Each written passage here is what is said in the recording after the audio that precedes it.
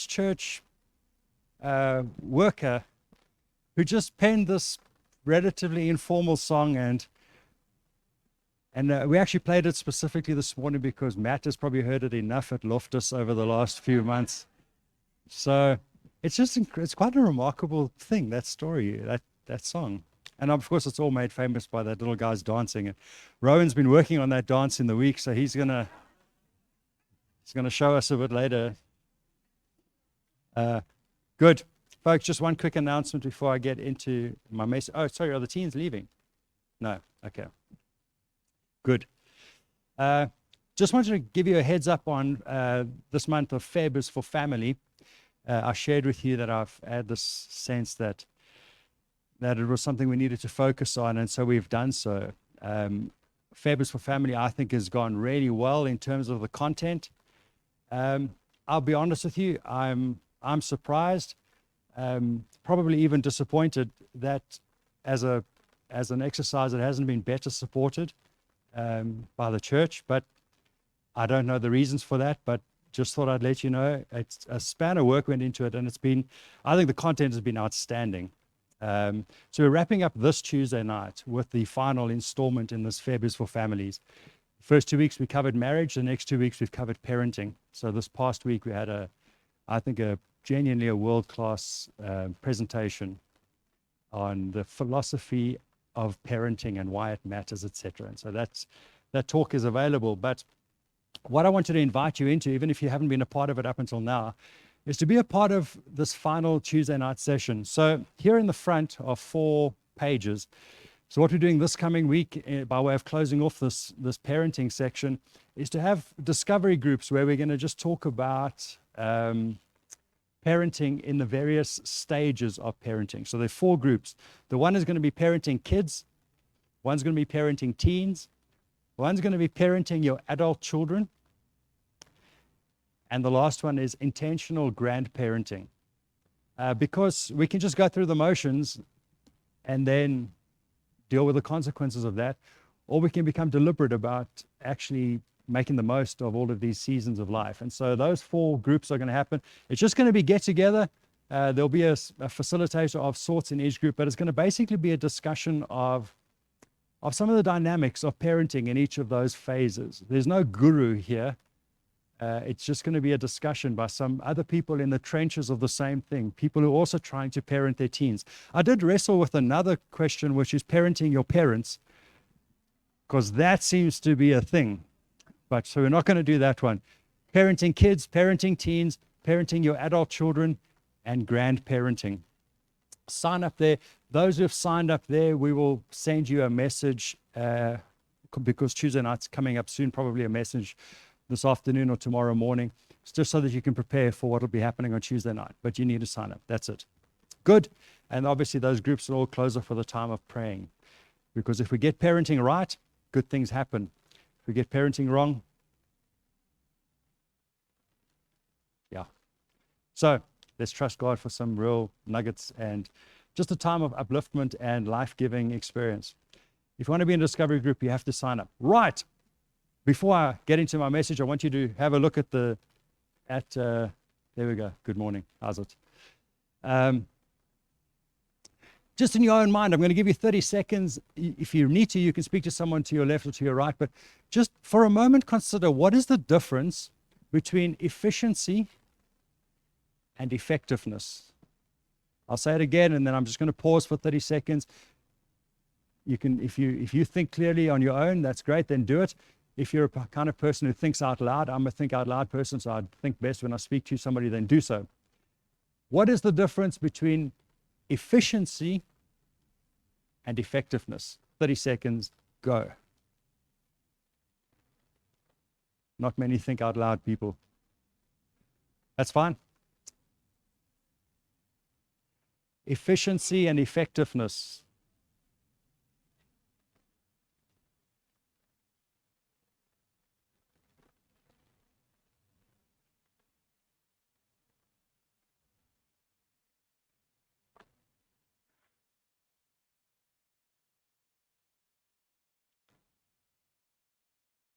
Okay. Right. Those of you who you're really into the conversation now. Okay. Right. Here's what famed business consultant and an author, Peter Drucker. Some of you may have come across his stuff. He's a quintessential boomer, but a tremendous thinker around this topic of business and business consultancy. Here's what he said the difference is between efficiency and effectiveness. Efficiency is doing things right, and effectiveness is doing the right things. So that's not in the Bible. That came from that man's own insight. But I think there's something to it. Efficiency is doing things right. Effectiveness is doing the right things. I want to share with you this morning the second characteristic of our church, the second thing that we aim at, one of our values, one of the things we think is important. But it also is the second feature of this current series that we're in, which is a faith that shines. And I want to say to you, a faith that shines is an effective faith. Last week we looked at this, that an authentic faith shines, that we want to keep things real and we want to grow in our pure devotion to Jesus. That was last week's message, that if there's an authenticity about our faith, it really helps to shine. It helps people understand why it is that we are full of faith. Second, this week, an authentic faith shines. This week, an effective faith shines. I want to argue this morning for a few moments this point, that it matters that we are intentional about being a sharp axe for the word of God, a sharp axe for the work of God. Anyone here ever tried to chop down a tree with an axe? Yeah, if you haven't, you should. I can point you to some trees. I wouldn't start necessarily in your neighbor's yard, but there are other places you can go. Chopping down a tree is a very therapeutic thing. I once had to chop down not a tree. A tree is the easy part because that's quite glamorous.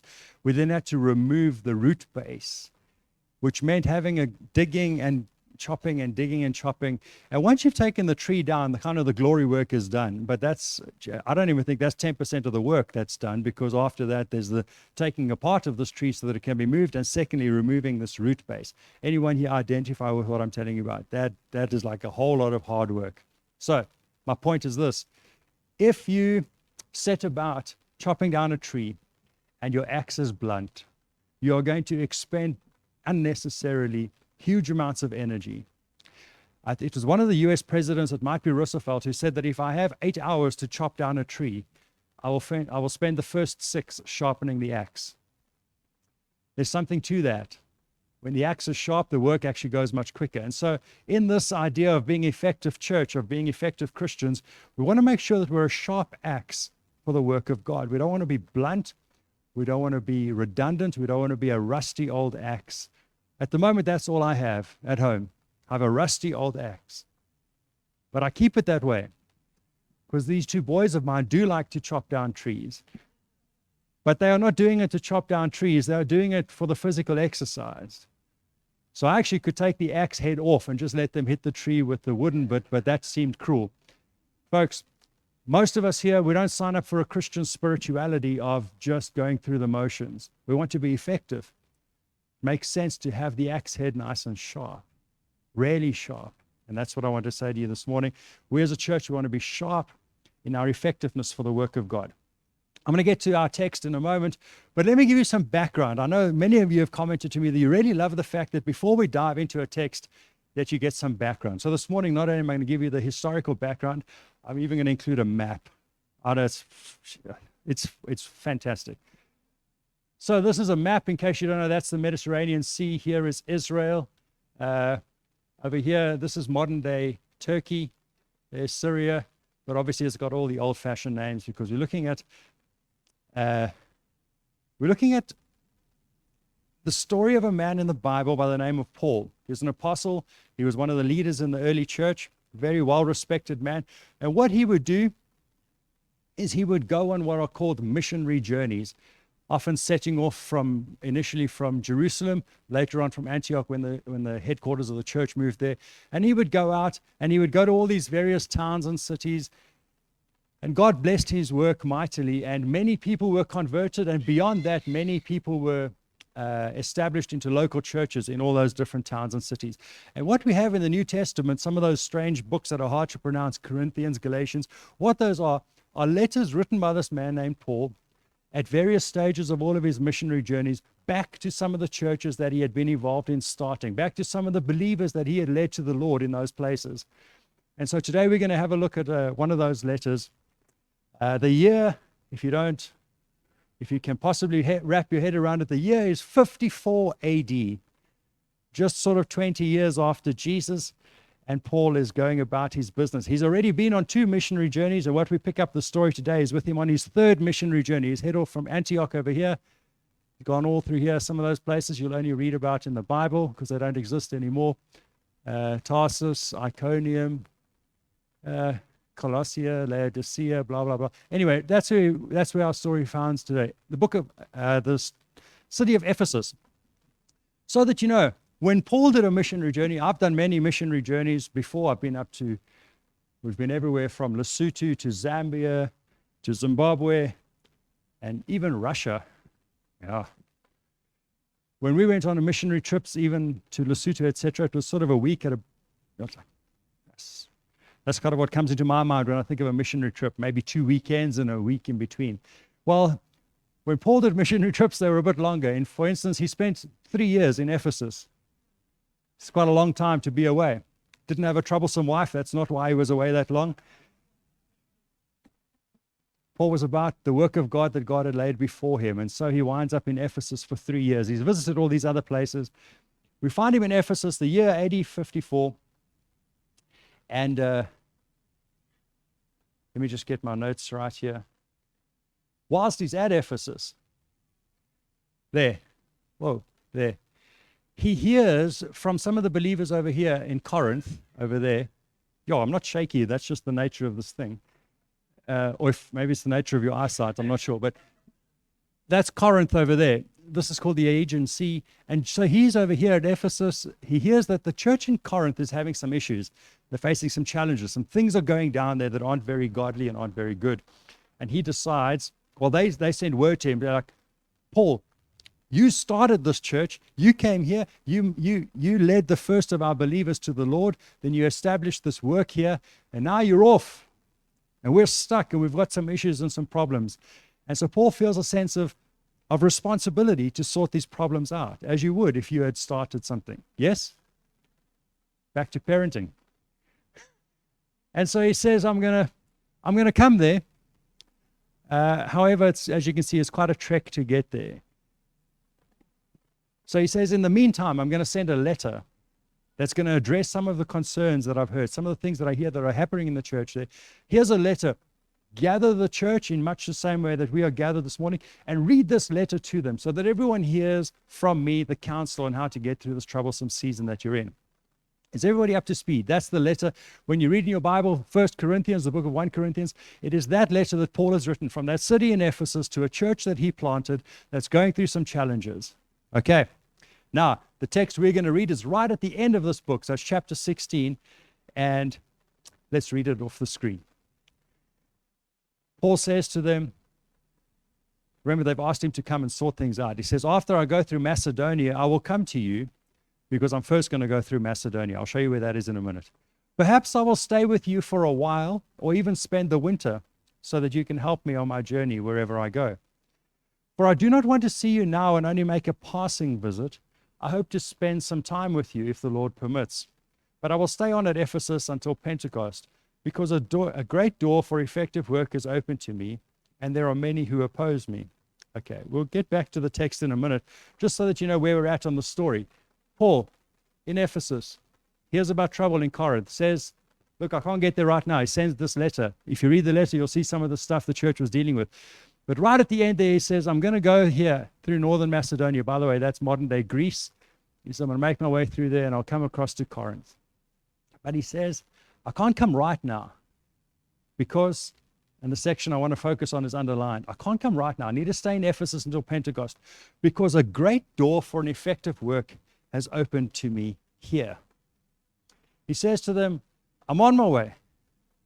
But I can't leave Ephesus right now because an open door for an effective work is before me. Now, interestingly, I really tried to explore in the week, like, what was it? What was going down in Ephesus that made Paul say, I realize there's a tremendous urgency in Corinth. I need to get there. Some stuff's going down. But I can't leave Ephesus. No Bible scholar will even take a risky guess at what was going on in Ephesus. But something was going down that made Paul so determined to be there. He saw what he says describes as an open door for an effective work, that he could not leave. He could not drag himself away. He had to stay there. He had to finish what was there for him to do at that time. Bear in mind, he's been in Ephesus for 3 years. It's not like he just arrived and was excited about something that he had seen. When you've been in a place for 3 years, you've seen the good and the bad. You've done the tourist things. You've done them twice. You've taken other friends to see them. When we lived in Graaff-Reinet, that was our story. When we first arrived there, it was wonderful. We'd go to the nature reserve. We'd go up to the Valley of Desolation. We would take people to the Pierneef Museum. Okay, then 6 months later, you think, oh, look, let's also do it. Then we go. Second time you go, yeah, wonderful. There's 2 zebra. Fantastic. Incidentally, the first time we went, we lived there for 7 years. The first time we went to the nature reserve, we saw buffalo. We thought, wow, that's pretty cool. We lived there for 7 years, went there multiple times, never saw the buffalo ever again. If only we'd known that first day, we might have taken a photograph or 2. But my point is this. Eventually, you live there, you take other people to see the Nature Museum. You take them up to the Valley of Desolation, you take them to see the Pierneef Art Museum. But by the time you've taken all your cousins and family and friends, once they've all been through, for you it's a bit mundane. For Paul, something about living in Ephesus in this moment ceases to be mundane. There is something that grips his heart as he's writing this letter and says, I know I need to go to Corinth. I know there's an urgency about his heart to sort that issue out. But there's a greater urgency here in Ephesus. What riled him up like this? What kick-started him? What had him so amped up that he said, I can't go? The Bible doesn't tell us, and historians are reluctant to guess. But this I do know. There was something about what he saw before him, and he describes it only in this way: an open door for an effective work. Right there, right then. And so I wanted to share with you that even as I feel God is calling us this year to shine, I wonder about whether we are faced with a similar opportunity. I wonder if maybe God, if he really is calling us to shine, I wonder if then it's because perhaps before us right now, in a sense, is our own open door for an effective work. But also right now and right here. I don't want us just to go through 2025 worrying about load shedding and potholes and who knows what else is coming up in the year to come. I think we should also live our lives a bit more missional and a bit more intentional than that. What if we are tuned in to what the Lord is saying, and actually we go, God, is there an open door for an effective work? Because I don't want to miss it. I don't want to miss it. My prayer is that we would take on some of Paul's urgency and focus about what God is up to in the world.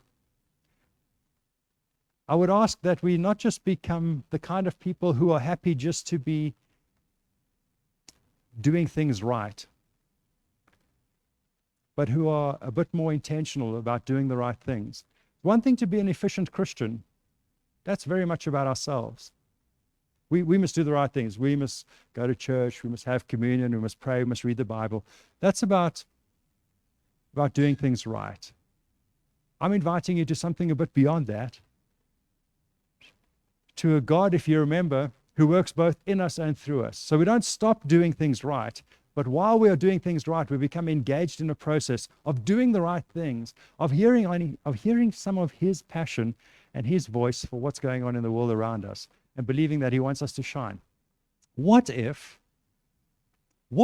right now in your life, I can't say this, thus saith the Lord, but what if in your life right now, there is up till this point a unique set of events that have preceded this time, that have set you up in your world, in your life, for an open door for an effective work, a unique set of opportunities that maybe you will never see again nor have seen before.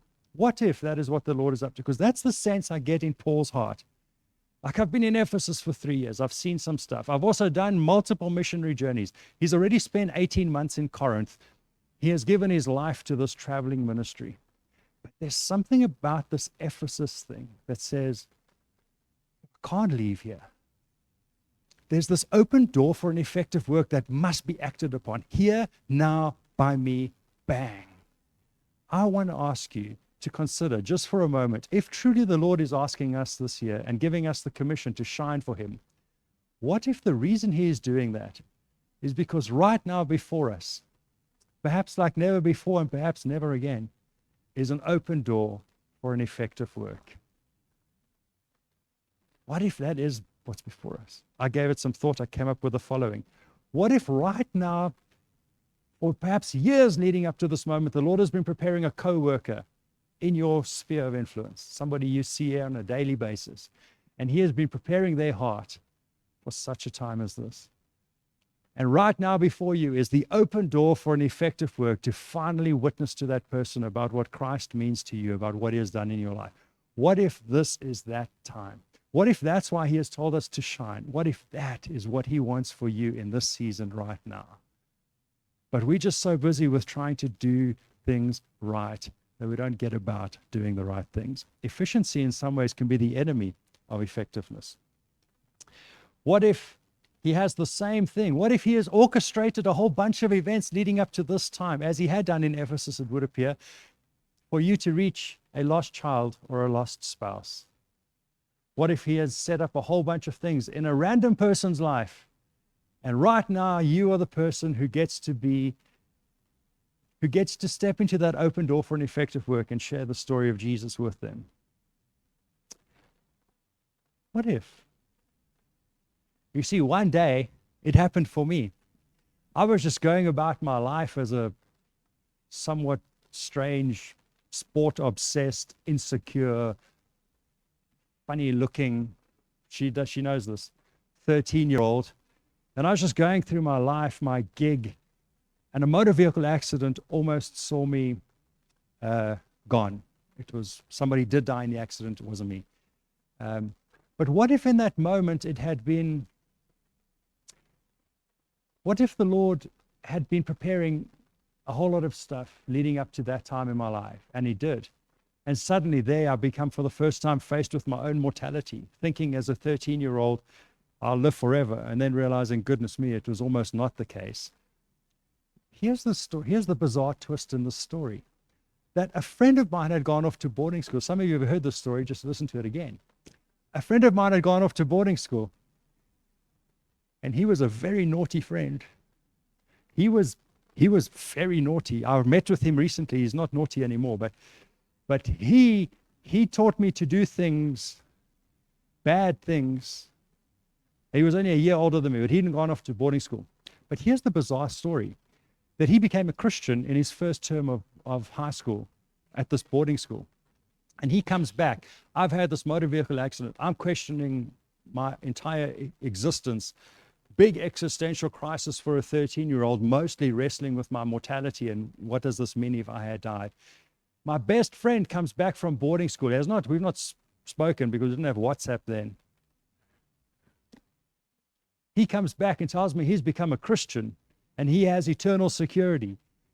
But what he has learned in 3 months is speculative at best, but he knows a good deal more than I do, and he shines for Jesus in that moment. And on a small sidewalk, I can take you to the space in Boksburg where it happened.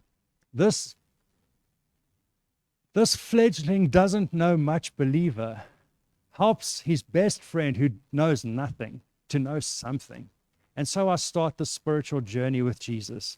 Folks, what if in your life, see, my friend saw the open door for an effective work. There was something about him that was missional in that state. I want to ask you to be missional. What if right now in your world there is somebody who events have conspired against them and things have happened, and right now the time is right for an open door for an effective work, and it's time for you to shine, to speak up, and to make a difference. It's time for you to take a bold step and do something outside of yourself, outside of just doing the right things. Let's not miss any opportunity to showcase the effectiveness of our faith. Is that fine? Everybody up to speed with that? Don't miss your shot. Right. Last one, quickly. And so a great door for an effective work. And then he says, but there are many who oppose me. I want to say this to you, that if you do adopt a missional lifestyle, if you decide that an effective faith is worth it, if you decide that shining for Jesus in this year, in your context, matters, then you must expect that there will be opposition. Don't think that the enemy and the prince of darkness is going to cheer for you. Yay! Quite the contrary. There will be enemies. There will be people who will oppose us. For Paul, it was false teachers and false narratives. I'm not going to go into all the details, but for Paul, it was much of the opposition that he's speaking about. There were people who were opposing him, and some of them were Christians. Hey, I want to say this to you. If you embrace a missional lifestyle, you start living beyond yourself, you start thinking about what God can do both in you and through you, I want to warn you that some small Christians get bent out of shape about that. And I don't know if it's their own personal conviction that they ought to be doing more or what it is, but some people don't process this well. Can I ask you, just don't get sucked into those fights and those arguments. You keep shining for Jesus and trust that your light shining sets their flame ablaze. But don't get sucked into small arguments. Don't get sucked into small living. God's call upon you is to shine. You shine and watch what it does. The other thing that's true of Paul, whilst some of the opposition was from people, some of it was from spiritual powers. And I want to remind you that we live in a world where there is a spiritual realm at play in this room right now. There is a spiritual battle taking place in this room right now, and there is a spiritual realm that in fact is more real than this physical one you see. Okay, let me say that again. There is a spiritual realm, and in many ways it is more real than the one that we can see around us here. So I believe, for instance, that it is possible that there are angels in this room. By angels, I don't mean your special spouse or your girlfriend or something. I'm talking dinkum angels, not like if we were to see them right now, we would all fall down and be tempted to worship. I also believe that potentially there could be demonic forces in this room. So I believe in the spiritual realm. I believe that it is real. I believe it is more real than this world. For one day we won't see this world the same way we do anymore, but we will then see that one, and we will see that one eternally. You with me? So, whilst there are powers in this life that oppose us, I want you to know there are spiritual powers that will oppose us. There is a spiritual realm. It's way more real, and it is in direct opposition to God, to his kingdom, and it is vehemently against his will, his ways, and his people. I'll read that sentence in a moment again, but I just want you to know there's a spiritual realm. It opposes us. Let me read the sentence because it's very well written by a guy I know. There is a spiritual realm which in many ways is more real than this one. And there are parts of that spiritual realm that are in direct opposition to God and his kingdom. They are vehemently opposed to his will, his ways, and his people. If you decide to shine, you decide to take seriously your missional life, you decide to make a difference for Jesus in this world, know this, there will be spiritual opposition. But here's the beautiful story. We live in this world, but we do not wage war as this world does. The weapons we fight with are not the weapons of the world. On the contrary, they have divine power to demolish strongholds. It's a verse of victory. It says, yes, we have spiritual opposition, but we win. We win. We don't lose to the spiritual opposition. And the reason is because of divine power, as it says there. Sorry, when I point down there, you know I'm talking about that. There. It's not because I'm so determined that my life shines for Jesus. It's because of divine power that he puts upon anybody who surrenders to him. Anybody who says, Lord, if you can do it, do it.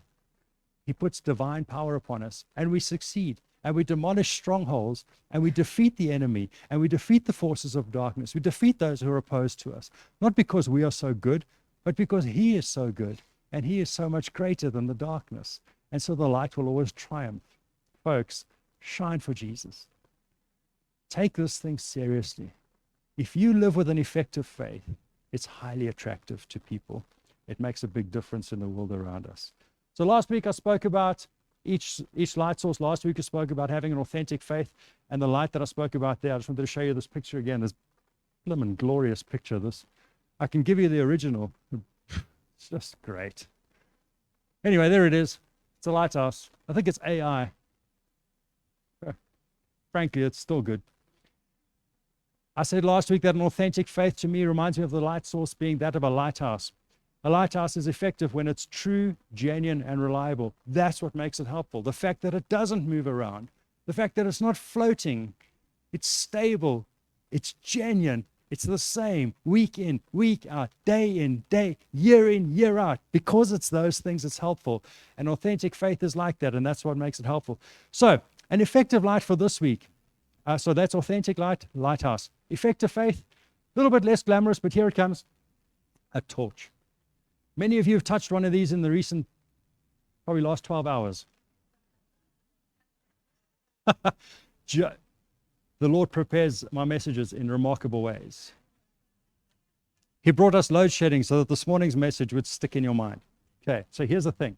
I have 2 torches. I have multiple torches at home, I'm sure all of you do. If you don't have a magneto light, where have you been? So I have multiple torches at home. I have this one. This is a very expensive torch. It can do all kinds of fancy things. It can just think, and short of boiling water, it can do everything. But this torch is beyond frustrating to me. It can put a beam that peels the paint off the walls, but it burns through a battery in about 15 minutes, I think. And I don't know how, but it wears the battery down, even in the drawer next to my bed. So much so that when you pick this thing up and you think, this is a magnificent torch. This thing is great. Of course, it's dark at the time when you pick it up, so you can't see it. But you feel in the drawer and you go, I got it. Got the string. This is it. Every time, I kid you not, every single time. It doesn't matter if you put Duracells in, rechargeables, whatever batteries you put in, it will let you down. I know it works because when I put new batteries in, it works. It works gloriously for about 20 minutes and then it works no more. When you need it, it lets you down. I want to throw it against the wall. Do you sense my frustration? Then I have this torch, which someone in the church gave me. And I don't know if this is a good torch or not. I don't know if it was expensive or not. But this I know about, it's blimmin' bulletproof. It works every single time I pick this thing up. I've charged it, I think, once since load shedding started. I don't know how, I don't know if it's got a solar panel on or if it's anointed or what it is, but this torch just works. It works every time. When you need it, it's there for you. Doesn't look like much. If you saw them on a table, you would pick that one every time. But this one works. Folks, hear what I'm saying. Your effective faith, to you it might not look like much, but to the person who's looking for help in the moment, they want something that's reliable. They want something that works. You be you. You shine for Jesus. Your imperfect life is more effective in God's great purposes than this one that looks perfect, but lets people down all the time. You rely on His strength. You rely on His power. His divine power breaks strongholds through your life, which you might not think is good enough, but He says is.